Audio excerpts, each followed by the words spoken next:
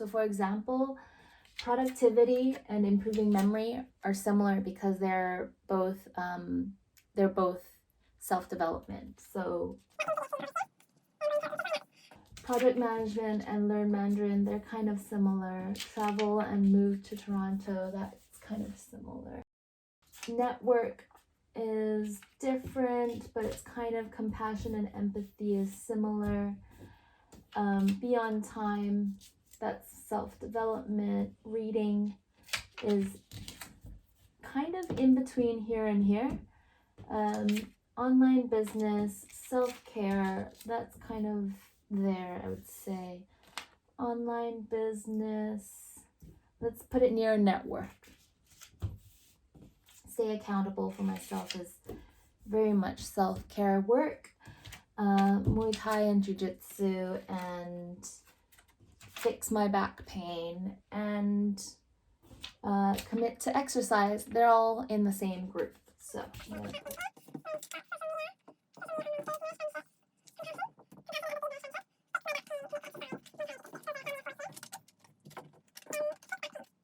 doesn't help when post-its are falling off the wall. So it's a bit of a mess. Let's just make it nicer to look at. So now that everything's organized in themes, you can kind of see how your goals relate to each other and what works together and what you can group together. Some things are actually very much interconnected and they cross over. So you can be extra productive by taking action in one way that answers 2 or 3 of the things that you want to do. So on the left-hand side, I've got a theme going on and I'm going to call it health.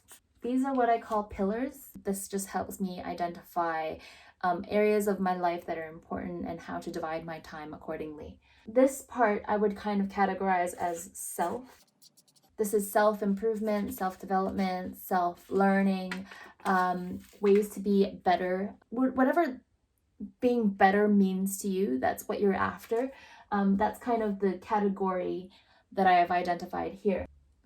So here I've got 5 different themes of life that I want to focus on. Oh, hello. Well, welcome up here, I'm standing up now.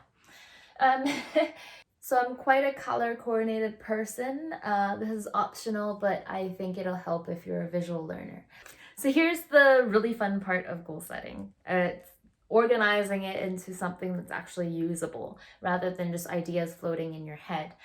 Underneath each theme, you have the what do you want to see for yourself in the future. And right below that is important to identify the why you want to have it. In 2013, I was involved in 3 different car accidents, none which I was at fault. And I have sustained chronic pain because of it. I believe that I don't have to actually live with this pain for the rest of my life, and I know that I can get stronger to fight against it. So earlier I wrote, commit to exercise and fix back pain. So these are very much my what. I actually want physical strength. Why is because I want to fix my back pain. So once I've done that, I like to rip up the piece of paper just so I'm clear-headed. Asking, why don't you have it? Why don't you have it right now? Why don't I have physical strength is because I don't commit time. I don't actually dedicate myself on a regular basis doing rehabilitation exercises. So that is my fault. I am the problem here. And that's kind of one of the first steps to admitting how to become proactive in fixing your problems. I'm inconsistent commitment and I have a weak core. So I've identified the things that I need to focus on while doing my exercise and the problem that lies with me. Don't think of this step as redundant because it'll help you answer the other steps. How are you going to fix it? You're identifying the steps that you need to take in order to get to what you want. The how should be things that you enjoy doing and you're open to doing. Otherwise, you're going to be stopped in your tracks once you start hating it. After your willpower, which is very limited, do not underestimate how much willpower you can waste. It's very limited, so make sure that you're doing something that you enjoy and you are connected with. So I wrote down in my mind map that I wanted to practice Jiu-Jitsu and Muay Thai. I enjoy yoga, I enjoy Pilates, so I have collected Jiu-Jitsu and Muay Thai into one action and yoga and Pilates into the other. Now, realistically, right now, because of the situation and self-isolation, I'm not able to actually practice Jiu-Jitsu and Muay Thai properly in a gym and with partners.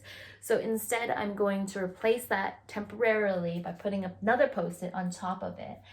And I'm deciding to commit myself to doing Instagram workouts. There's so many free workouts going on Instagram Live that I might as well take advantage of it. So that is my commitment to myself now. I have broken it down. I need to gain physical strength, fix my chronic back pain, screw this inconsistent commitment and my weak core,